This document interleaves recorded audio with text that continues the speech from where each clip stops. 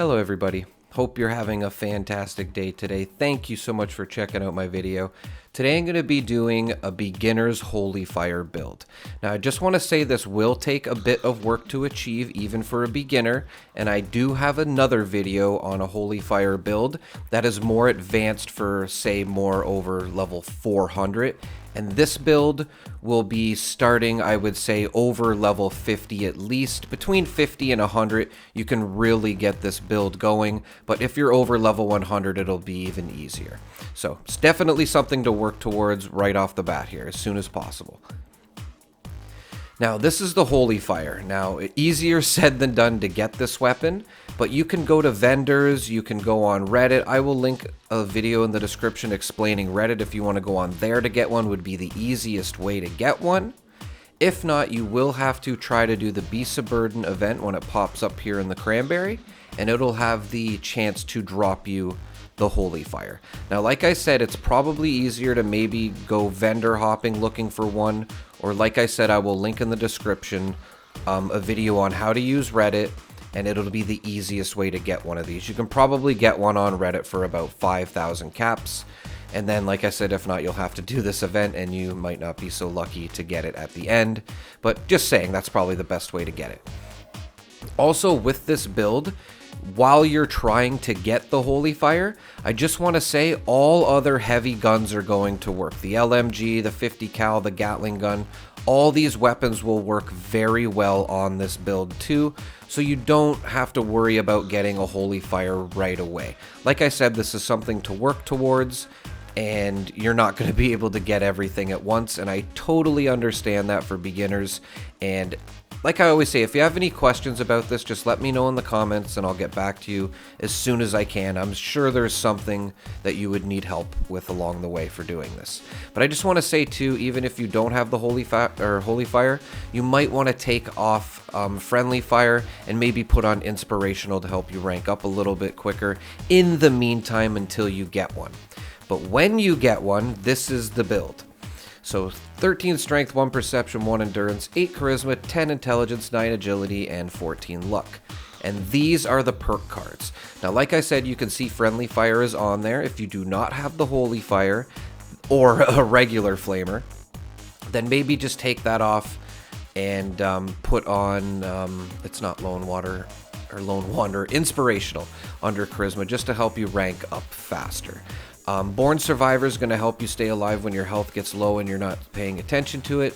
Stabilized is going to be better when you're in a power armor. This build will work for a power armor or a Secret Service armor, which I'm going to get into as well. And of course, under legendary perks, I'm just going to assume that you only have one slot at level 50 to 100. So you can see mine is ranked up to level 4. That will not affect this build. I treated it like that was a level 1 legendary strength. Also, I highly recommend Marsupial, Scaly Skin, and Speed Demon for mutations. I will link a video in the description explaining mutations a little bit better if you're not familiar with them, and you can obtain them at the White Springs bunker here on the map.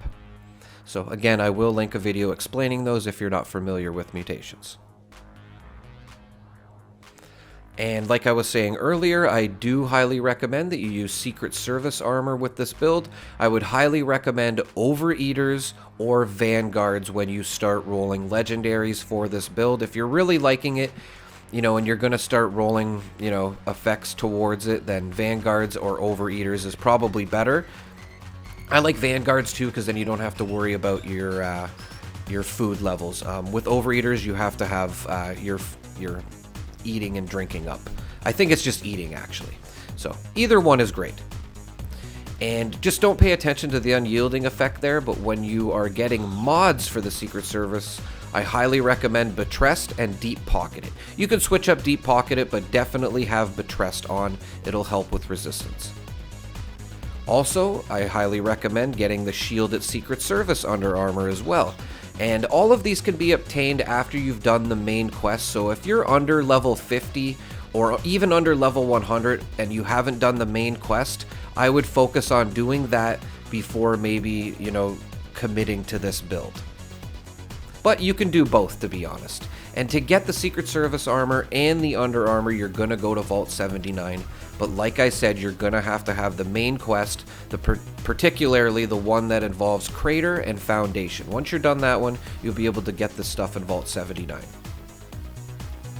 Another thing I want to point out too is when you are rolling legendary effects on your Secret Service armor, this goes for anybody, I think, to be honest.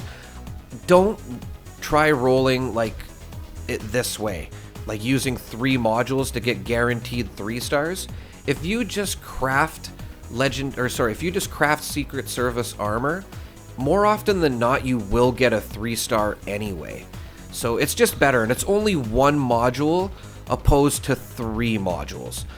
I needed a chest piece here. I have a full set of unyielding +1 intelligence except the chest. So I was like, okay, well, I'll roll a chest just to show that there's a good chance you can get a 3-star from using 1 module rather than using 3. And of course, the first try I go for, I get a 3-star unyielding chest piece. Now, it wasn't +1 intelligence, but still very lucky for you to get that. So I'm just saying too, it'll be a little bit hard to get Vanguards or Overeaters, and this will save you modules. And like I said, this build will work in a power armor or the Secret Service armor, but I do recommend you getting a power armor because the stabilize perk will give you a little bit of extra damage towards enemies, and I do recommend the excavator as well to maybe start off for a beginner with this. And if you want to roll legendary effects on your excavator, it's the same thing. I would recommend Overeaters or Vanguards as well. With the power armor, you're going to do a little bit more damage and have a little bit more damage resistance, even with the excavator. Now, this is with the Secret Service armor.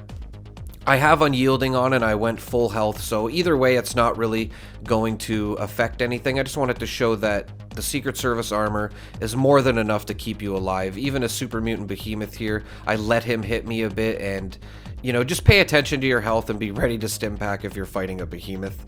Other than that, regular mobs are not going to really kill you, especially if you're in the power armor as I'm showing here. You can see the level 100 behemoth is not really doing much to me at all.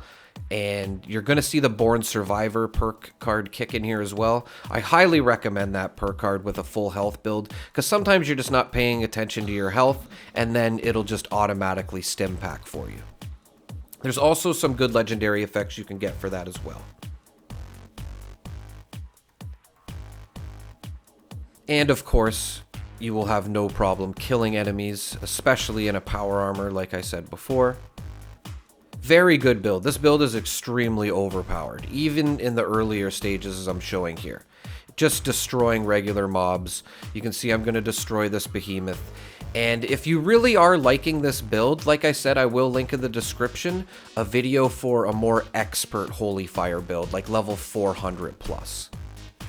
And again, just regular mobs like ghouls aren't going to have a chance. As you can see here, I just annihilated every one of them at the White Springs Resort here in seconds. And it'll keep you alive at all events. Maybe not some of the mutated events with reflective skin. There's nothing you can really do against that unless you're using a grenade launcher. But I just wanted to show too, you'll be safe at a queen fight. And yeah, that's pretty much it, everybody. I hope you enjoy this build. I'm sure a lot of you will like it if you try it. And thank you so much for watching, everybody. Have a great day.